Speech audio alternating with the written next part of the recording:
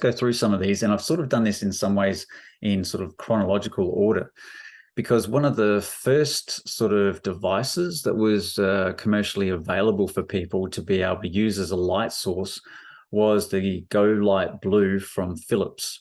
Now, what this is basically an array of different LEDs that are on the blue spectrum. So hence being blue, they were actually at the right sort of color of light, so to speak, or the certain wavelength of light, so short wavelength light, that were able to be more potent at not only suppressing melatonin, but the key thing here is being able to shift the circadian rhythm of melatonin, hence the circadian rhythm in total. So the issue is that the prior version of this, they basically were using LEDs and they didn't have these sort of little reflections within each of these different panels. What happened basically in the first version is that LEDs basically provide light in a very straight direction towards the person.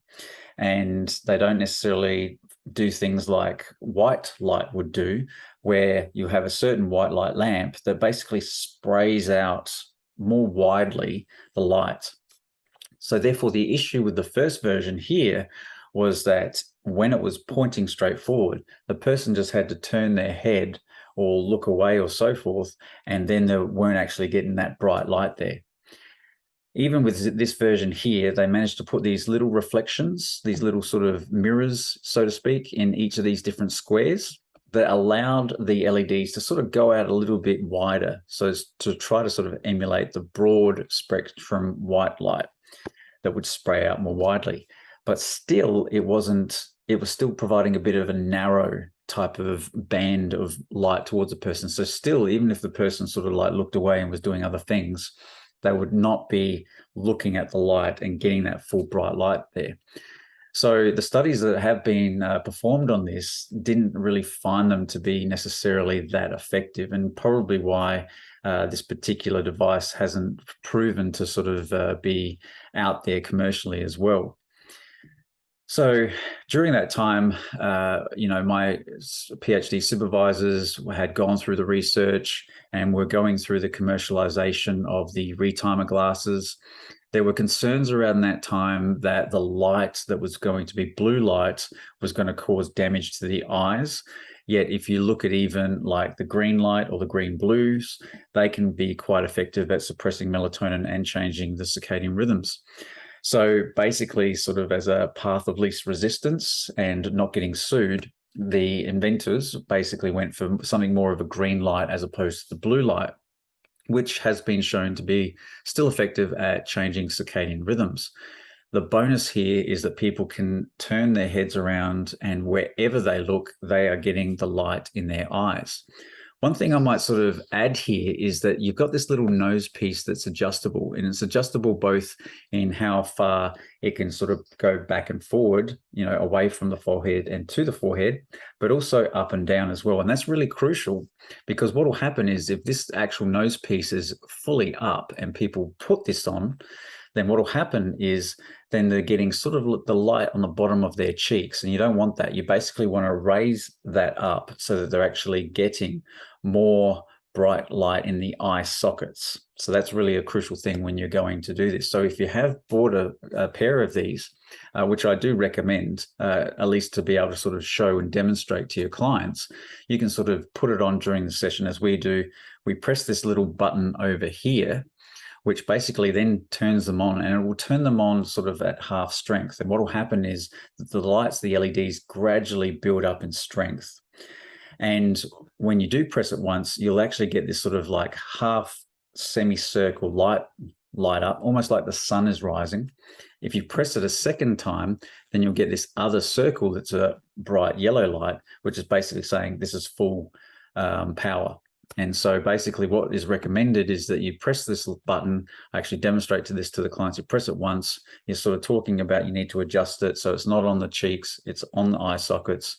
And then after 5 minutes, press that button again and it goes more full strength. You're sort of allowing the person's eyes to adapt to that sort of bright light when they're doing that. Now I'm comparing this to other devices that have also got on the bandwagon about providing portable light.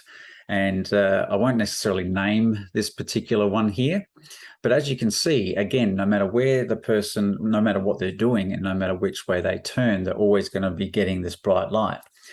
Now, the only issue with these ones versus the retimer glasses, and keeping in mind I've got no shares, no interest in the retimers. Yes, my supervisors do, but I don't. But the issue is that when you've got light that's coming up from above, even from a portable light source, your eyelids at the top may get in the way a little bit more.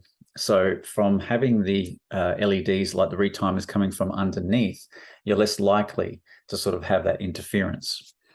And I will say that the retimers at this point have more research behind them in terms of being able to change sleep timing, whereas other ones like this do not. Now, the crucial thing about all of these devices is that if you do look at them, like, even with the Go Light Blue, if you did still not turn your head for an hour and you got that blue light, they're all potent enough in terms of the brightness of the light. So this now takes us to this whole concept of you shouldn't have bright light in the evening. You should get off your devices. It suppresses melatonin, which is true, but the ability for this to be able to delay the circadian rhythm, I am very suspect about, because as you may have heard in previous courses or reading some of the Wink blogs, when we were prior to data collection trying to test the brightness of this light, I could only get it up to 80 lux maximum. And lux means really the measurement of the brightness of the light from the eyes. So basically I was in a dark room, a dark bedroom.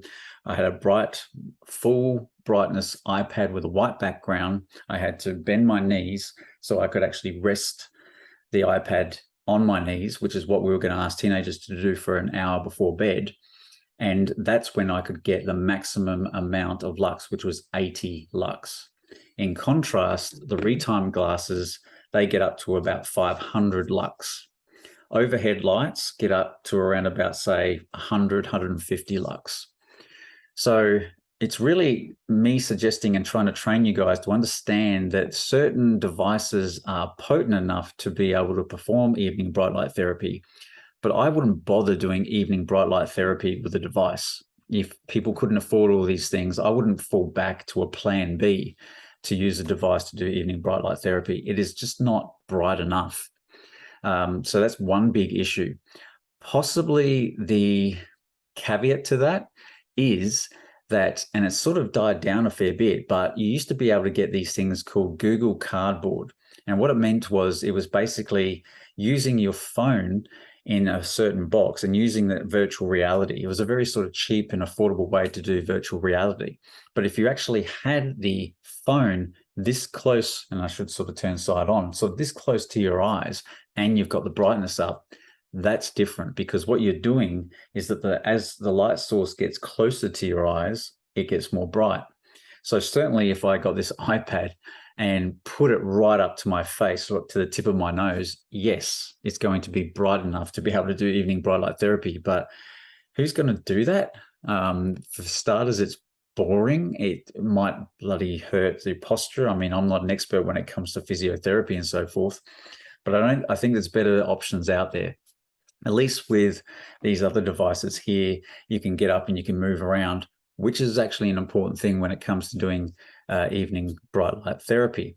So hopefully that's just imparted upon you that the iPad, phones, TVs, etc., all of these screens, number one, aren't bright enough.